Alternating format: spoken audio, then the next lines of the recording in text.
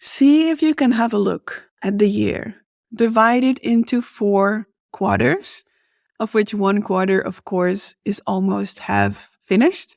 And see if you can have one main focus per quarter and see how can I let my offers work together more instead of feeling like I need to scatter my energy over too many different projects. How can I bring more focus and how can I let the different offers work together in my business? Welcome to the Seeing in the Dark podcast, the podcast for the women of the ancient futures, women that see beyond eyes and know beyond mind and are here to make a change from a deep communion with the mystery of life. Seeing in the Dark is about walking paths that have not been walked before and daring to show up for the mission and dream life that is knocking on your door. My name is Nicole Nima Costeres, mystic, medium, initiated priestess, and here to take you into the mysteries of purpose, power, ritual, and intuition. May you embody your own unique essence so deeply that your vibration naturally teaches, inspires, and assists others. Let's dive in.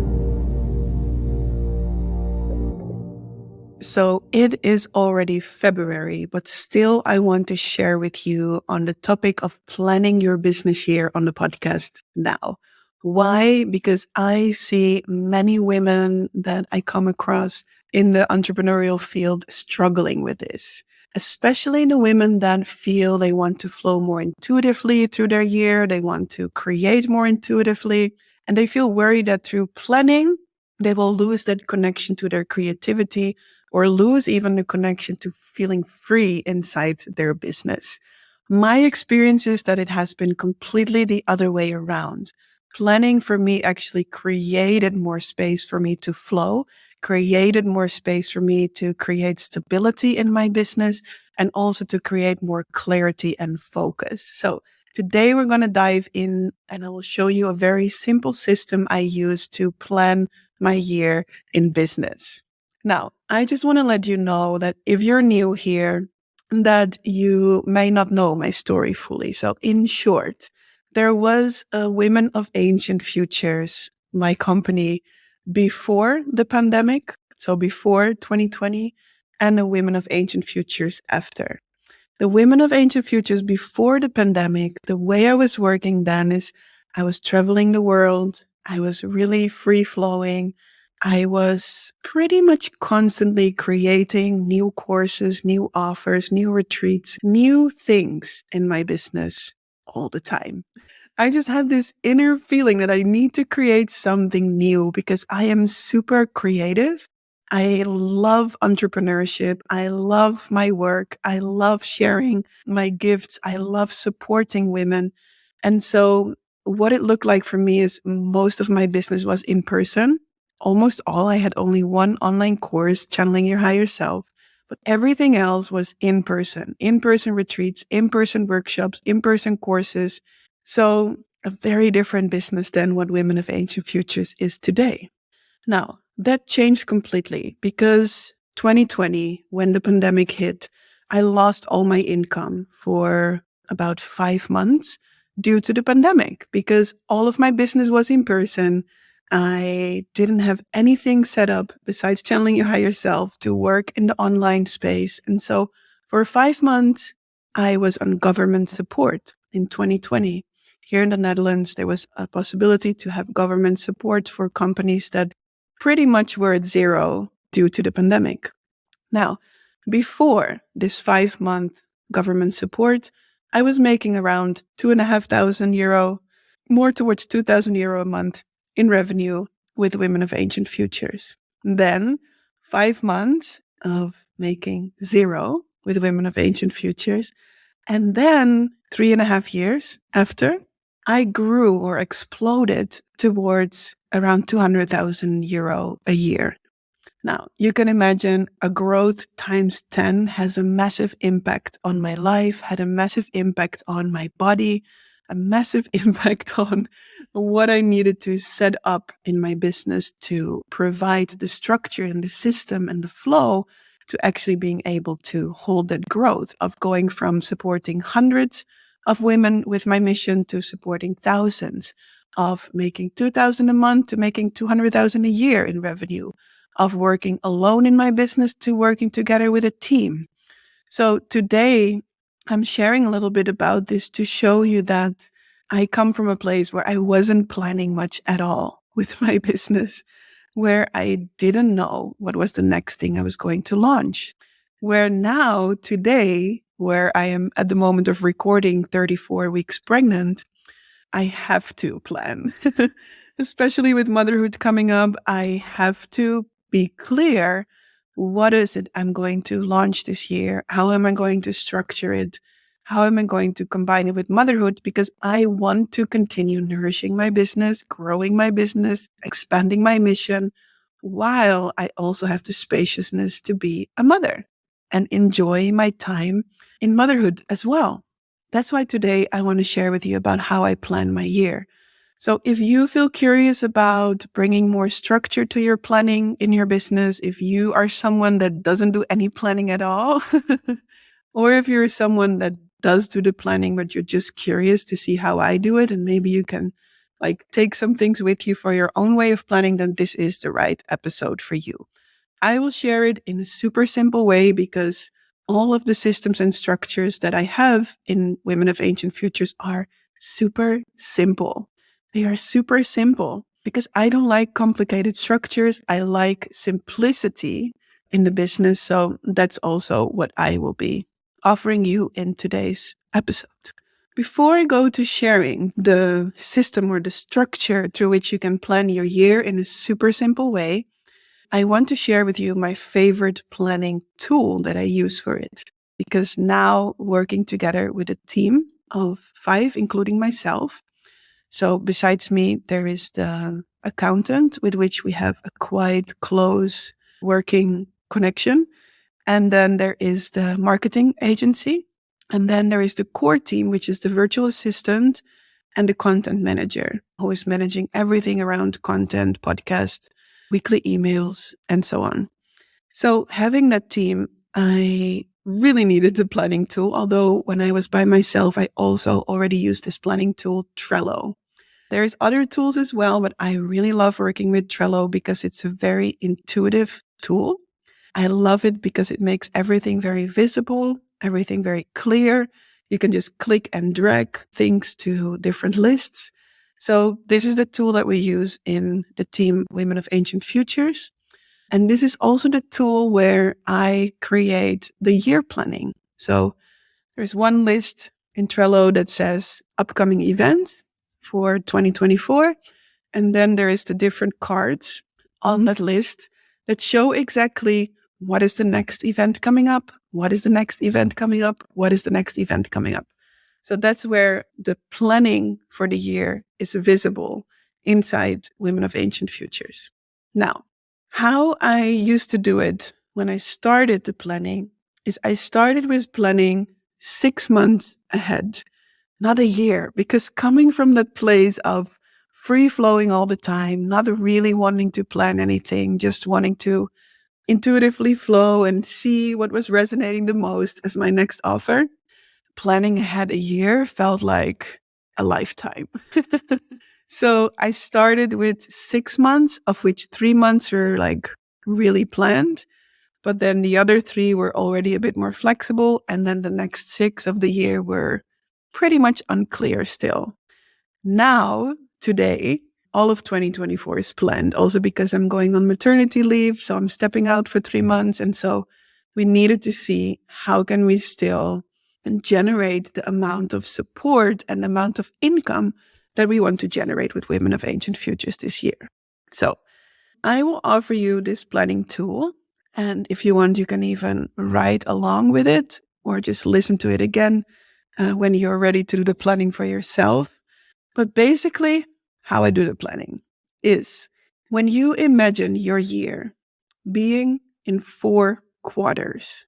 Imagine your year being in 4 quarters. So you have January, February, March, quarter 1, April, May, June, quarter 2, July, August, September, quarter 3, October, November, December, quarter 4. That's how I divide the year into 4 blocks. Each of those blocks has a big launch, except for this year. But this year, like I said, it has maternity leave. So the second quarter of the year doesn't have a big launch for me this year. So divide your year into 4 pieces, and each of that piece has a big launch in it. What do I mean with that?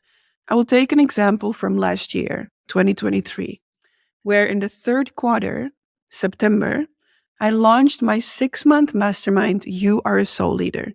You Are a Soul Leader is a mastermind for women, entrepreneurial women that want to birth or expand their business from the inside out, meaning they want to connect with the soul of their business and not just work through strategies and structures and systems and tools, but deeply connect to the soul of their business. And from that connection with the soul of their business and the connection with their own intuition, birth their business from the inside out and support that with the structures and systems that feel aligned for them.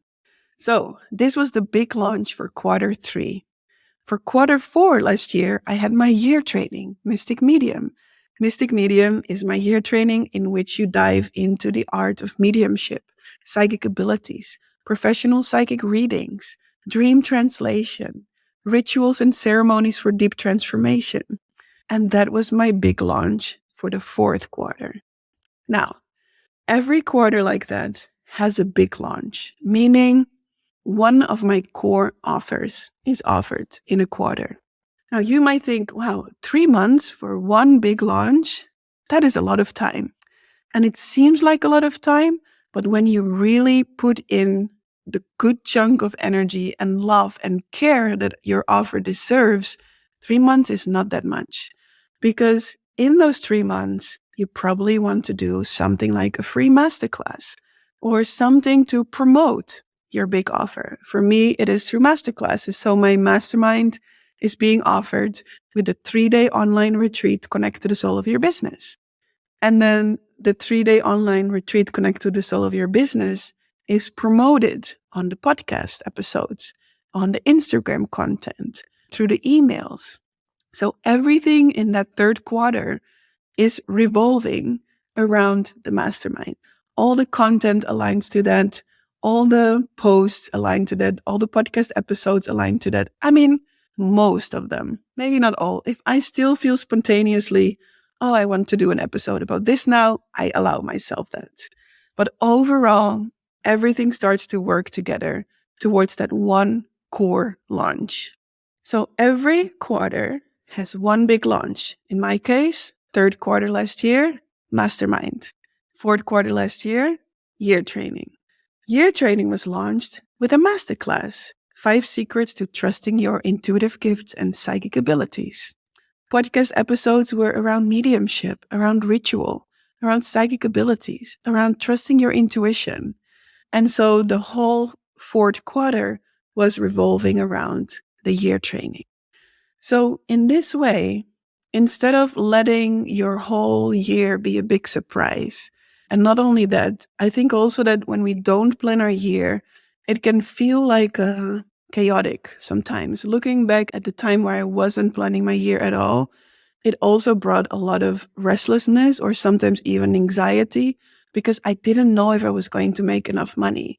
I didn't know if I was going to be able to travel where I wanted to travel next because I didn't know what I was going to launch next and if it was going to work out. Through starting to structure your year, for example, through this way, one big launch and letting everything around that revolve around the big launch, your income and stability of your business will stabilize so much because you will have a chance to improve your core offers every time that you launch them. So the mastermind has gone through 6 groups now, 6 launches. And if I compare the mastermind, what it is today to what it is in the first round, it is a completely different program, completely different. So when you repeat your core offers that feel good for you, of course, because I do believe we need a period of time where we are trying things out, testing, seeing what fits us, what doesn't. But once that is more clear, I believe that the core offers can be improved each round. And therefore, there's more and more clients coming through it. There's more and more feedback, more and more space to improve the program. And then more and more clients will find out about it. So you create a solid foundation around your offers. But why is it that so many women in my world have a resistance towards planning?